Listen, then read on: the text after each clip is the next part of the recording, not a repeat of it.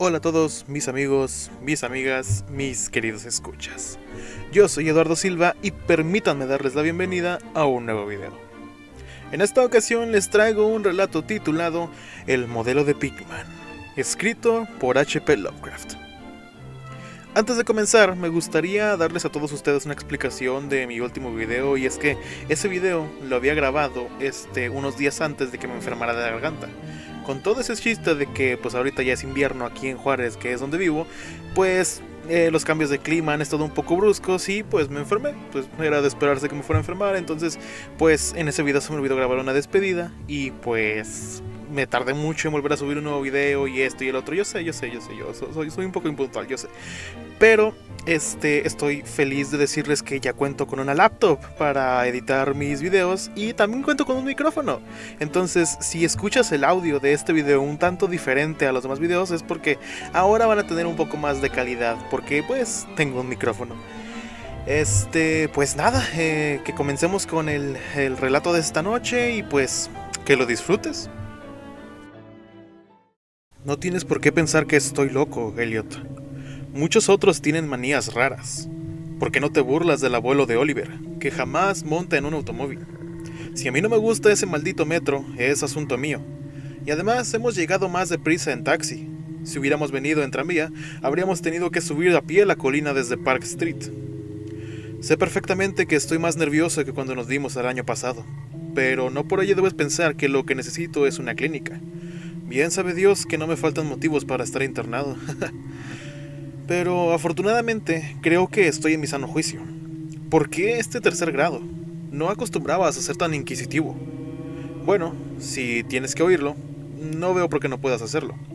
Tal vez sea lo mejor, pues desde que te enteraste que había dejado de ir al Art Club y me mantenía a distancia de Pigman, no has cesado de escribirme como lo haría un atribulado padre. Ahora que Pigman ha desaparecido de la escena, voy por el club de cuando en cuando, pero mis nervios ya no son lo que eran. No sé qué ha sido de Pigman, y prefiero no adivinarlo. Podías haber sospechado que dejé de verle porque sabía algo confidencial. Ese es precisamente el motivo por el que no quería pensar a dónde ha ido. Dejemos a la policía que averigüe lo que pueda, que no será mucho, a juzgar por el hecho de que no saben todavía nada de la vieja casa en North End, que Pigman alquiló bajo el nombre de Peters. No estoy seguro de que volviera a encontrarla yo, ni de que lo intentara. Ni siquiera a plena luz del día. Sí, sé bien o temo saber por qué la tenía alquilada. De eso voy a hablarte. Y espero que entiendas, antes de que haya terminado, por qué no pienso ir a decírselo a la policía. Me pedirían que les llevara hasta ahí, pero yo no podría volver a aquel lugar ni aunque en el supuesto caso de que conociese el camino. Algo había ahí. Bueno, por eso ahora no puedo coger el metro, y puedes reírte también de lo que voy a decirte, bajar a ningún sótano. Supongo que comprenderías que no dejé de ver a Pigman por esas mismas estúpidas razones que les movieron a hacerlo a esas mojigatas mujerzuelas que son el Dr. Reid, Joe Meaton o Rosewood. No me escandalizo ante el arte morboso, y cuando un hombre tiene el talento de Pigman, considero un honor el haberle conocido, al margen de la dirección que tome su obra. Jamás tuvo Boston un pintor con las dotes de Richard Upton Pigman. Lo dije hace mucho y sigo manteniéndolo. Y ni siquiera me retracté un ápice de lo dicho cuando expuso su demonio necrófago alimentándose. A raíz de aquello, como recordarás, Minot dejó de tratarle. Tú sabes bien que producir obras como las de Pigman requiere un arte profundo y una especial intuición de la naturaleza. Cualquier ganapán de esos que dibujan portadas puede embadurnar un lienzo sin orden ni concierto y darle el nombre de pesadilla, aquelarre o retrato del diablo. Pero solo un gran pintor puede conseguir que resulte verosímil o suscite pavor, y ello porque solo un verdadero artista conoce la anatomía de lo terrible y la fisiología del miedo, el tipo exacto de líneas y proporciones que se asocian a instintos latentes o a recuerdos hereditarios de temor, y los contrastes de color y efectos luminosos precisos que despiertan en uno el sentido latente de lo siniestro. No creo que tenga que explicarte a estas alturas por qué un Fuseli nos hace estremecer, mientras que la portada de un vulgar cuento de fantasmas nos mueve a risa. Hay algo que estos artistas captan, algo que trasciende a la propia vida y que logran transmitirnos por unos instantes. Dore poseía esa cualidad, Sime la posee, y otro tanto puede decirse de Angarola de Chicago. y Pigman la poseía en un grado que jamás alcanzó nadie, ni quiera lo el cielo alcanzara en lo sucesivo. No me preguntes qué es lo que ven. Tú sabes perfectamente que el arte normal existe una gran diferencia entre lo vital y palpitante, ya proceda de la naturaleza o de modelos. Y estas porquerías sin el menor valor que los pintorzuchos mercantilizados producen a discreción en el estudio. Bien, pues diría que el artista realmente original tiene una visión que le lleva a configurar modelos o a plasmar escenas del mundo espectral en el que vive. De cualquier modo, consigue unos resultados que difieren tanto en los almibarados sueños de los que quiere dárselas de pintor, como la producción del pintor de la naturaleza y de los pastiches del dibujante que ha seguido cursos por correspondencia. Si yo hubiera visto lo que Pigman vio... Pero basta, será mejor que echemos un trago antes de seguir adelante. Dios mío, yo no estaría vivo si hubiera visto lo que aquel hombre, si es que hombre era. Recordarás que el fuerte de Pigman era la expresión de la cara. No creo que desde Goya nadie haya puesto tal carga de intensidad diabólica en una serie de rasgos o en una expresión. Y con anterioridad a Goya, habría que retrotraerse a aquellos artífices del medioevo que esculpieron las gárgolas y quimeras de Notre Dame y el Mont de Saint Michael. Ellos creían en toda clase de cosas y posiblemente veían también toda clase de cosas, pues la Edad Media pasó por varias fases muy curiosas. Recuerdo que el año antes de irte, le preguntaste a Pigman en cierta ocasión de dónde diablos devenían semejantes ideas. ¿No se echó a reír a carcajadas? Aquellas risotadas se debió en parte al que Reid dejara de hablarle. Reid, como bien sabes, acababa de empezar un curso sobre patología comparada, y utilizaba un vocabulario un tanto engolado al hablar sobre el sentido biológico o evolutivo de este o aquel síntoma físico o mental. Según me dijo, Pigman le desagradaba más cada día que pasaba, hasta el punto que al final llegó casi a asustarle, pues veía que en sus rasgos y expresión tomaban un cariz que no le gustaba, un cariz que no tenía nada de humano. Hablaba mucho sobre el régimen alimenticio y dijo que, a su juicio, Pigman era un ser anormal y excéntrico en grado sumo. Supongo que le dirías a Reid, si es que cruzasteis alguna carta al respecto, que se dejó arrebatar los nervios o atormentar la imaginación por los cuadros de Pigman. Es lo que le dije yo, por aquel entonces. Pero convéncete de que no dejé de ver a Pigman por nada de eso. Al contrario, mi admiración por él siguió creciendo, pues su demonio necrófago alimentándose me parecía una auténtica obra maestra. Como sabes, el club no quiso exponerlo, y el Museo de Bellas Artes no lo aceptó como donación. Por mi parte, puedo añadir que nadie quiso comprarlo, así que Pigman lo guardó en su casa hasta el día que se marchó. Ahora está en poder de su padre, en Salem. Como debes saber, Pigman procede de una antigua familia de esa ciudad, y uno de sus antepasados murió en la horca en 1692, convicto de brujería. Adquirí la costumbre de visitar a Pigman con cierta asiduidad, sobre todo desde que me propuse recoger material para una monografía sobre arte fantasmagórico. Probablemente fuese su obra la que me metió la idea a la cabeza. En cualquier caso, hallé en él una auténtica mina de datos y sugerencias al ponerme al redactarla. Me enseñó todos los cuadros y dibujos que tenía, incluso unos bocetos a lápiz y pluma que habrían provocado, estoy absolutamente convencido, su expulsión del club si los hubieran visto ciertos socios. Al poco tiempo ya era casi un fanático de su arte, y pasaba horas enteras escuchando, cual un escolar, teorías artísticas y especulaciones filosóficas lo bastante descabelladas como para justificar su internamiento en el manicomio de Danvers.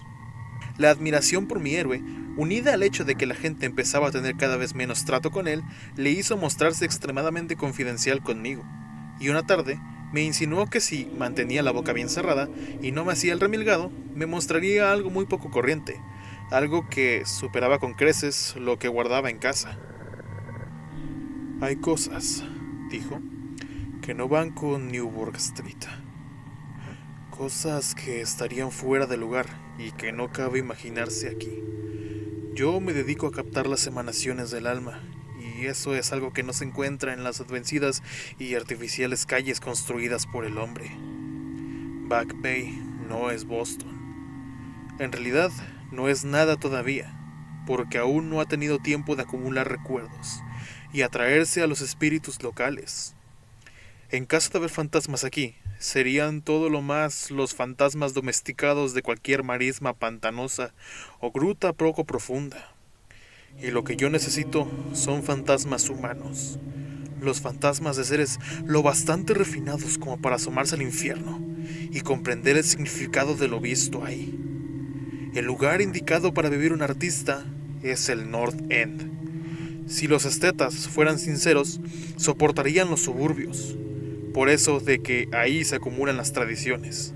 Pero por Dios, ¿no comprendes que esos lugares no han sido simplemente construidos, sino que han ido creciendo? Ahí, generación tras generación, la gente ha vivido, sentido y muerto, en tiempos en que no se temían ni vivir, ni sentir, ni morir. ¿Sabías que en 1632 había un molino en Copp's Hill? ¿Y que la mitad de las calles actuales fueron trazadas hacia 1650? Puedo mostrarte casas que llevan en pie 2 siglos y medio, e incluso más. Casas que han presenciado lo que bastaría para ver reducida a escombros una casa moderna. ¿Qué sabe el hombre de hoy de la vida y de las fuerzas que se ocultan tras ellas? Para ti, los embrujos de Salem no pasan de una ilusión, pero me encantaría que mi requete tatarabuela pudiera contarte ciertas cosas. La ahorcaron en Gallows Hill, bajo la mirada santurrona de Cotton Mather. Mather, maldito sea su nombre. Temía que alguien consiguiera escapar de esta detestable jaula de monotonía. Ojalá alguien lo hubiese hechizado o sorbido la sangre durante la noche. Puedo mostrarte una casa en donde Mather vivió, y otra en la que temía entrar a pesar de todas sus encantadoras baltronadas. Sabía cosas que no se atrevió a decir en aquel estúpido Magnalia, o el no menos pueril Maravillas del Mundo Invisible. ¿Sabías que hubo un tiempo en el que todo North End estaba agujereado por túneles a través de los cuales las casas de ciertas personas se comunicaban entre sí? ¿Y con el Camposanto? ¿Y con el mar? Mucho procesar y mucho perseguir a cielo descubierto. Pero cada día sucedían cosas que no podían entender, y de noche se oían risas que no sabían de dónde provenían. En 8 de cada 10 casas construidas antes de 1700, y sin tocar desde entonces, podría mostrarte algo extraño en el sótano. Apenas pasa mes que no se oiga hablar de obreros que descubren galerías y pozos cubiertos de ladrillos, que no conducen a ninguna parte, al derribar este o aquel edificio. Tuviste ocasión de ver uno cerca en Henchman Street, desde el ferrocarril elevado del año pasado. Ahí había brujas y lo que sus conjuros convocaban, piratas y lo que ellos trajeron del mar, contrabandistas y corsarios. Y puedo asegurarte que en aquellos tiempos la gente sabía cómo vivir y cómo ensanchar los confines de la vida. Este no era, sin duda, el único mundo que le era dado a conocer a un hombre inteligente y lleno de arrojo. Y pensar que hoy, en cambio, los cerebros son tan inocuos que hasta un club de supuestos artistas se estremece y sufre de convulsiones si un cuadro hiere los sentimientos de los contertulios de un salón de té en Beacon Street. Lo único que salva al presente es que su estupidez le impide cuestionar con sumo rigor el pasado. ¿Qué dicen en realidad los mapas, documentos y guías acerca del North End? Tonterías. Así, a primera vista, me comprometo a llevarte a 30 o 40 callejas y redes de callejuelas al norte de Prince Street, de cuya existencia no sospechan ni 10 seres vivos, fuera de los extranjeros que pululan por ellas. ¿Y qué saben esos hombres de facciones mediterráneas? No, Thorber. Esos antiguos lugares se encuentran en el mejor de los sueños. Rebosan de prodigios, terror y evasiones de lo mánido, y no hay alma humana que los comprenda, ni sepa sacar partido de ellos. Mejor dicho, no hay más que una. Pues yo no me he puesto a escarbar en el pasado para nada. Escucha, a ti te interesan estas cosas, ¿y si te dijera que tengo otro estudio ahí, donde puedo capturar el espíritu nocturno de antiguos horrores y pintar cosas en las que ni se me hubiera ocurrido pensar en Newbury Street? Naturalmente, no voy a ir a contárselo a esas condenadas mujerzuelas del club, empezando por Reid, maldito sea, que va por ahí diciendo cosas tales como que yo soy una especie de monstruo que desciende por el tobogán de la evolución en sentido contrario. Sí, Thorber, hace mucho que decidí que había que pintar el terror de la vida, lo mismo que se pinta su belleza. Así que me puse a explorar en lugares donde tenía fundados motivos para saber que en ellos el terror existía. Cogí un local que no creo que conozcan más de 3 hombres nórdicos aparte de mí. No está muy lejos del elevado, en cuanto a distancia se refiere, pero dista siglos por lo que al alma respecta. Lo que me impulsó a cogerlo es el extraño y viejo pozo de ladrillo que hay en el sótano. Ya sabes, uno de esos sótanos de los que te he hablado. El antro, pues no cabe otro calificativo, casi no se tiene en pie, por lo que a nadie se le ocurriría vivir ahí, y me avergonzaría decirte lo poco que pago por él. Las ventanas están tabladas, pero lo prefiero así, pues para mi trabajo no necesito la luz del día. Pinto en el sótano, donde la inspiración me viene con más facilidad. Pero tengo otras habitaciones amuebladas en la planta baja. El dueño es siciliano, y lo he alquilado bajo el nombre de Peters. Si te encuentras con ánimos, te llevaré a verlo esta noche.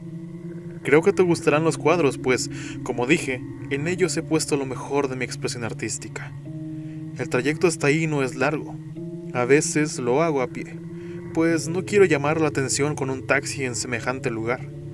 Podemos tomar el metro en South Station y bajar en Battery Street. Desde ahí no hay que andar mucho. Bueno, Elliot, tras semejante arenga, lo único que podía hacer era resistir los deseos de correr en lugar de andar en busca del primer taxi libre que saliera a nuestro encuentro. Después, cogimos el elevado en South Station, y hacia las 12 ya habíamos bajado las escaleras de Battery Street. Luego, nos pusimos a andar a lo largo del viejo muelle de Constitution Wharf. No me fijé en los cruces, por lo que no sabría decirte dónde torcimos, pero puedo asegurarte que no fue en Greenouth Lane.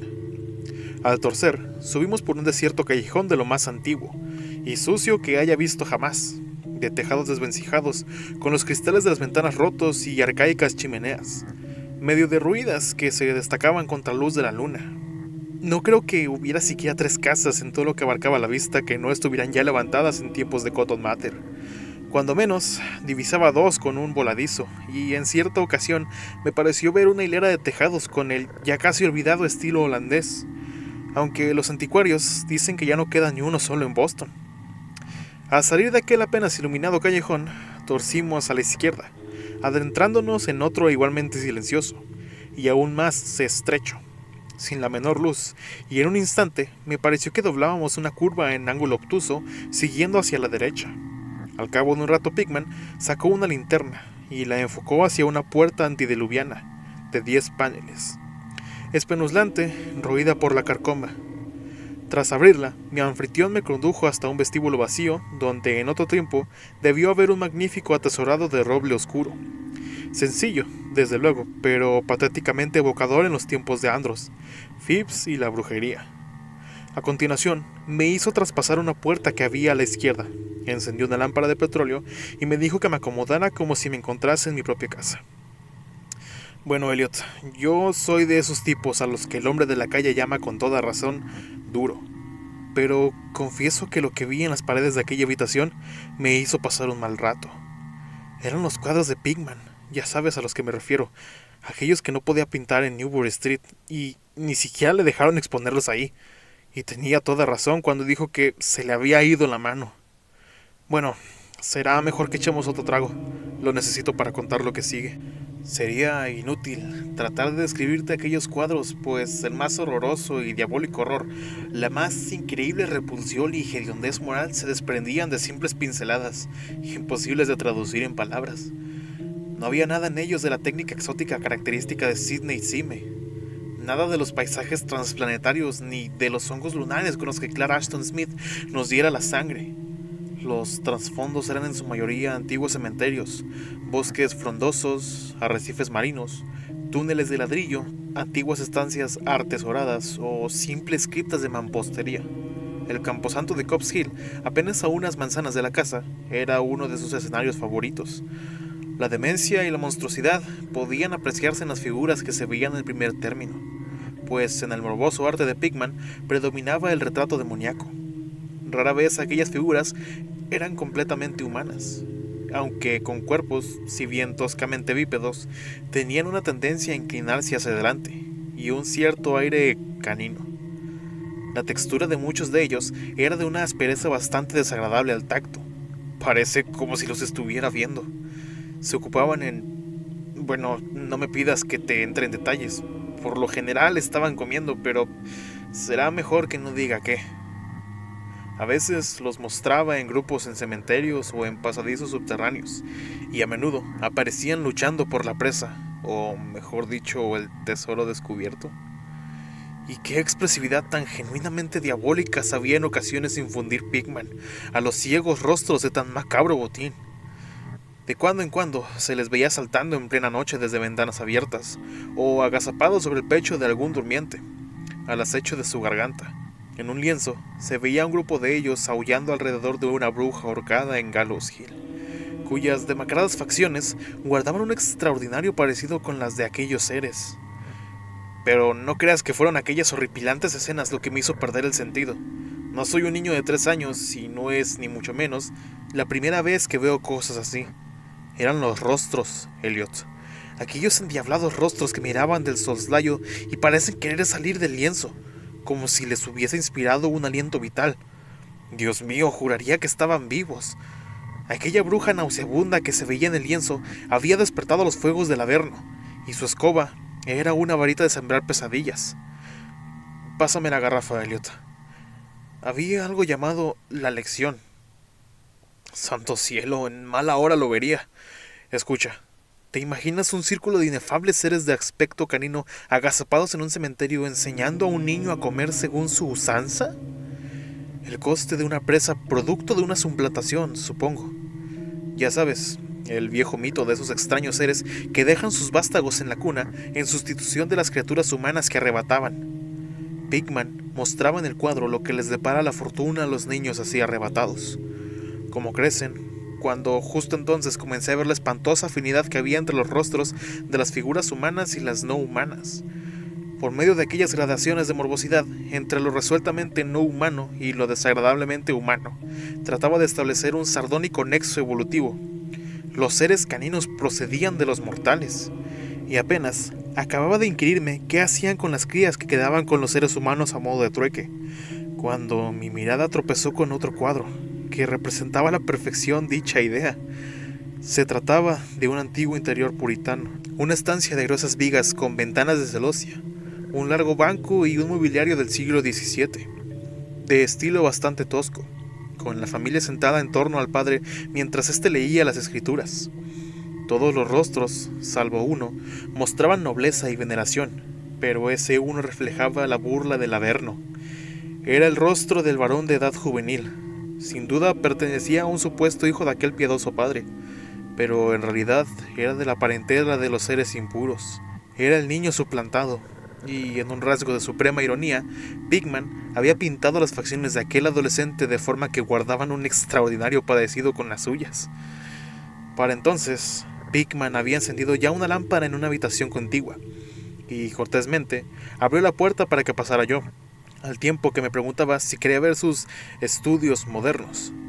Me había sido imposible darle a conocer muchas de mis opiniones. El espanto y la repugnancia que se apoderaron de mí me dejaron sin habla. Pero creo que comprendió perfectamente cuáles eran mis sensaciones y se sintió muy halagado. Y ahora, quiero que quede bien claro una vez más, Elliot, que no soy uno de esos alfeñiques que se lanzan a gritar en cuanto ven algo que se aparta lo más mínimo de lo habitual. Me considero un hombre maduro y con algo de mundo.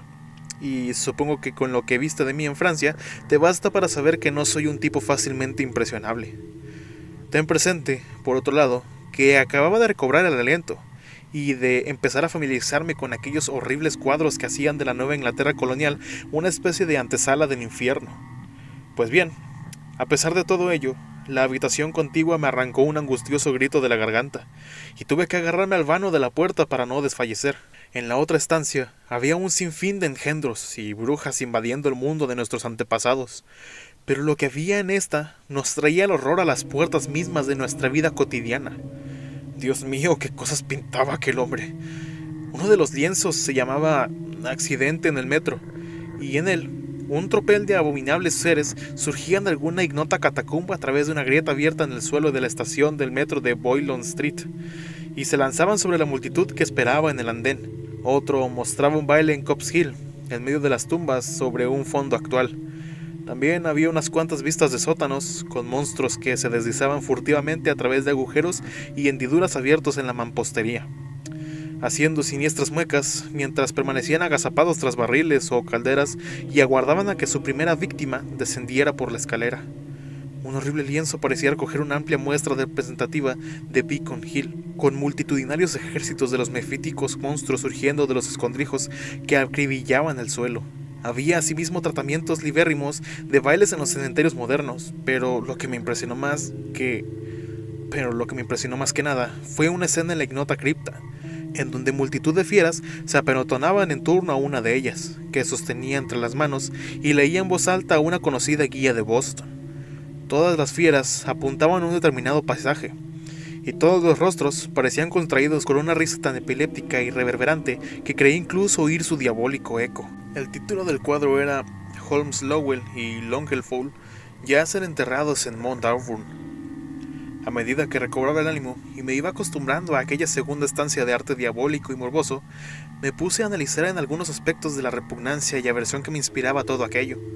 En primer lugar, me dije a mí mismo, aquellos seres me asqueaban porque no eran sino la más fiel muestra de la total falta de humanidad e insensible crueldad de Pickman. Semejante personaje debía ser un implacable enemigo de todo lo género humano, al tenor del regocijo que mostraba por la tortura carnal y espiritual, y la degradación del cuerpo humano. En segundo lugar, lo que me producía pavor en aquellos cuadros era precisamente su grandeza. Aquel arte era un arte que convencía. Al mirar los cuadros, veíamos a los demonios en persona, y nos inspiraban miedo. Y lo extraño del caso era que la subyugante fuerza de Pickman no provenía de una selectividad previa o del cultivo de lo extravagante. En sus cuadros no había nada de difuso, de distorsionado, ni de convencional. Los perfiles estaban bien definidos, y los detalles eran precisos hasta rayar en lo deplorable. ¿Y qué decir de los rostros? Lo que allí se veía era algo más que la simple interpretación de un artista. Era el mismísimo infierno, retratado cristalinamente y con la más absoluta fidelidad. Eso es justo lo que era. Cielos, aquel hombre no tenía nada de imaginativo ni de romántico. Ni siquiera trataba de ofrecernos las agitadas y multidimensionales instantáneas que nos asaltan en los sueños, sino que fría y sardónicamente reflejaba un mundo de horror estable, mecanista y bien organizado, que él veía plena, brillante y firme y resueltamente. Solo Dios sabe lo que podía ser este mundo, o dónde llegó a vislumbrar Pickman las sacrílegas formas que trotaban y brincaban y se arrastraban por él. Pero cualquiera que fuese la increíble fuente en la que se inspiraban sus imágenes, una cosa estaba fuera de duda. Pickman era en todos los sentidos, tanto a la hora de concebir como de ejecutar, un concienzudo y casi científico pintor realista. A continuación, bajé tras mi anfitrión a su estudio en el sótano, y me preparé para el asalto de algo diabólico entre aquellos lienzos sin terminar. Cuando llegamos al final de la escalera, impregnada de humedad, Pickman enfocó la linterna hacia un rincón del enorme espacio en que se abría ante nosotros, iluminando el brocal circular de ladrillo de lo que debía ser un gran pozo excavado en el terroso suelo. Nos acercamos y vi que el orificio medía aproximadamente 1,5 metros de diámetro, con paredes que tendrían un pie de grosor, y estaban unas 6 pulgadas por encima del nivel del suelo. Una sólida construcción del siglo XVII, si no me equivocaba. Aquello, decía Pickman, era un buen ejemplo de lo que había estado hablando antes, una abertura de la red de túneles que disruían bajo la colina. Observé distraídamente que el pozo no estaba recubierto de ladrillo, y que por toda cubierta tenía un pesado disco de madera. Pensando en todas las cosas las que el pozo podía hallarse conectado, si las descabelladas ideas de Pickman eran algo lo más mera retórica, un escalofrío me recorrió el cuerpo. Luego, siempre yo detrás de él, subimos un escalón y atravesamos una estrecha puerta que daba a una amplia estancia con un suelo entraminado y amueblada.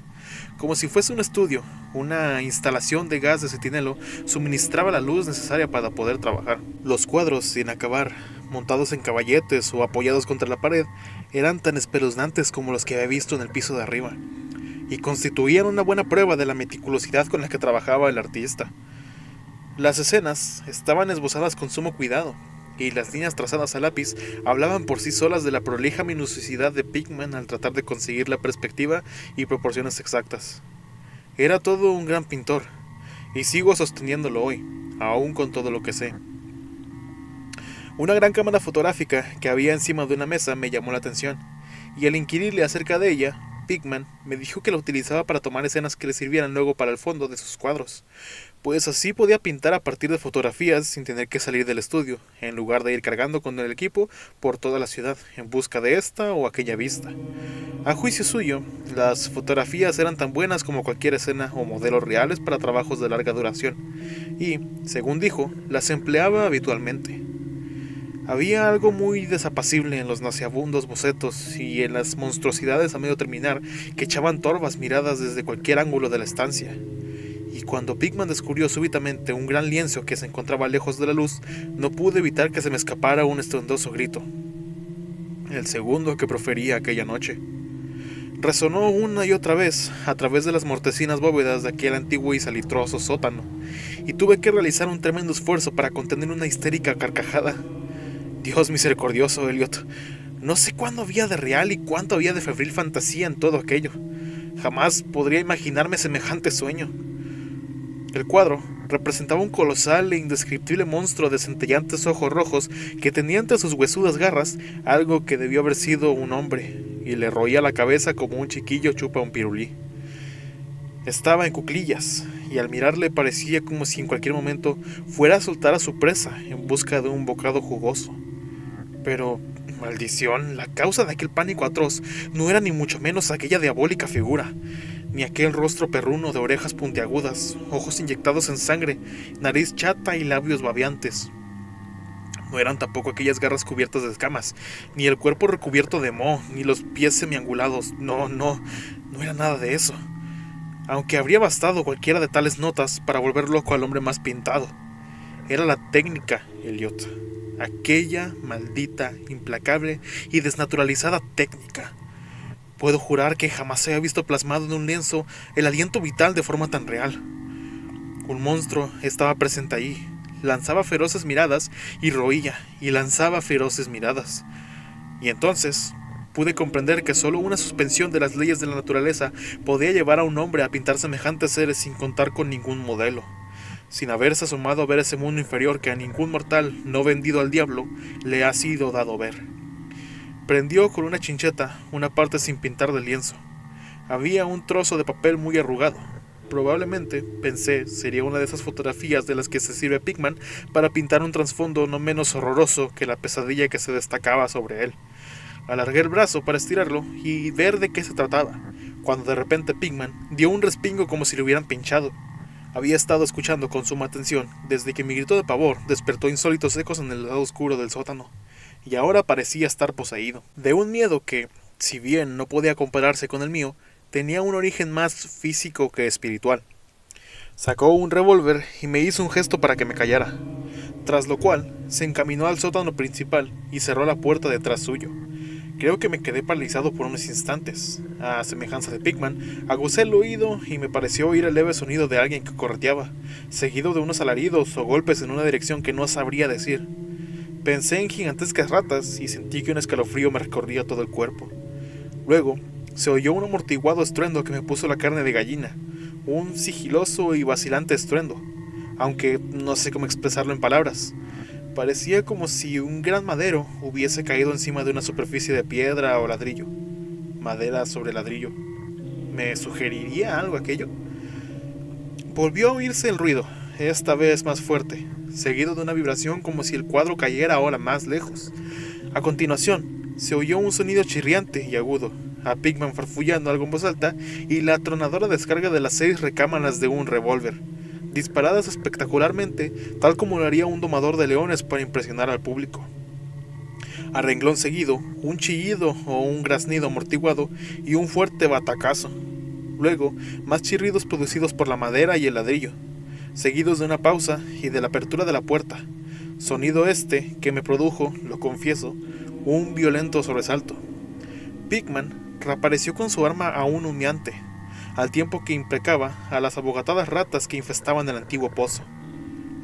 «El diablo sabrá lo que comen, Thorber», dijo esbozando una irónica sonrisa, pues esos arcaicos túneles comunicaban con cementerios, guaridas de brujas y llegan hasta el mismo litoral.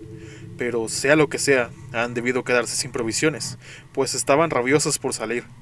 Tus gritos debieron excitarlas. Lo mejor será andar con cuidado por estos parajes. nuestros amigos roedores, son el mayor inconveniente, aunque a veces pienso que con ellos se consigue crear una cierta atmósfera y colorido. Bueno, Elliot, aquel fue el final de la aventura nocturna. Pigman me había prometido enseñarme el lugar, y bien sabe Dios que lo hizo. Me sacó de aquella maraña de callejas por otra dirección, al parecer, pues cuando vimos la luz de una farola, nos hallábamos en una calle que me resultaba familiar, con monótonas hileras de bloques de pisos y viejas casas entremezcladas. Aquella calle no era otra que Charter Street, pero yo me encontraba demasiado agitado como para poder advertirlo. Era ya demasiado tarde para tomar el elevado, así que volvimos andando a lo largo de Hanover Street. Recuerdo muy bien el paseo. Dimos la vuelta en Tremont y tras subir por Beacon, llegamos a la esquina de Joy, en donde nos separamos. Desde entonces no hemos vuelto a vernos más. ¿Por qué dejé de ver a Pigman? No seas impaciente. Espera que llame para que nos traigan café, pues ya hemos tomado bastante de lo otro. Y al menos yo necesito beber algo. No eran los cuadros que vi en aquel lugar, aunque juraría que bastaría con ellos para que Pigman no le permitieran el acceso a 9 de cada 10 hogares y clubs de Boston. Supongo que ahora comprenderás por qué evito por todos los medios bajar a metros o sótanos. Fue algo que encontré en mi abrigo a la mañana siguiente. Me refiero al arrugado papel prendido a aquel horripilante lienzo del sótano. Aquello que tomé por una fotografía de alguna vista que Pigman pretendía reproducir a manera de trasfondo para el monstruo. El último respingo de Pigman se produjo justo cuando iba a desenrollar el papel, y al parecer me lo metí distraídamente en el bolsillo. Pero bueno, aquí está el café. Te aconsejo que lo tomes puro, Elliot. Sí, a aquel papel se debió que no volviera a ver más a Pigman. Richard Upton Pigman, el artista más dotado que he conocido, y el más execrable ser que haya traspasado jamás los límites de la vida para abismarse en las cimas del mito y de la locura. El viejo rey tenía razón, Elliot. No puede decirse que Pigman fuera humano estrictamente hablando. O bien nació bajo la influencia maligna, o dio con la forma de abrir esa puerta prohibida. Ya da lo mismo, pues desapareció. Volvió a abismarse en esa increíble oscuridad que él tanto gustaba frecuentar. Será mejor que encendamos el candelabro. No me pidas que te explique o siquiera que conjeturo qué es lo que quemé. Tampoco me preguntes qué había tras esa especie de topo gateador que también se las arregló Pigman para hacerse pasar por ratas. Hay secretos que pueden proceder de los viejos tiempos de Salem, y Cotton Mather cuenta cosas aún más extrañas. Bien sabes tú cuán endiabladamente expresivos eran los cuadros de Pigman. Como todos nos preguntamos más de una vez, ¿de dónde podía sacar aquellos rostros? Bueno, después de todo, aquel papel no era la fotografía de una perspectiva. En él se veía únicamente el ser monstruoso que estaba pintado en aquel horrible lienzo. Era el modelo en el que se inspiraba, y el trasfondo no era sino la pared del estudio del sótano pintada con todo lujo de detalle. Por el amor de Dios, Elliot, aquella era una fotografía tomada del natural. Y bueno, mis amigos, eso ha sido el modelo de Pigman. Si te ha gustado este cuento, por favor, dale like y compártelo con tus amigos. Deja un comentario dando tu opinión, o si quieres dejar una sugerencia para un próximo video, estás libre de dejarla. Quiero confesar que este cuento lo escuché por primera vez con el Conde Fabregat, en una sección que tenía antes en su canal, aparte del bestiario, que subía cuentos. Ojalá vuelva a esa sección. Conde Fabregat, si estás viendo este video, que lo dudo, espero que vuelvas a subir cuentos. Me encantaría colaborar contigo en algún momento. Sí, yo sé, me hago muchas ilusiones yo solo, pero déjenme soñar, por favor. Y bueno, amigos, yo fui Eduardo Silva y nos vemos en el próximo video. Chao.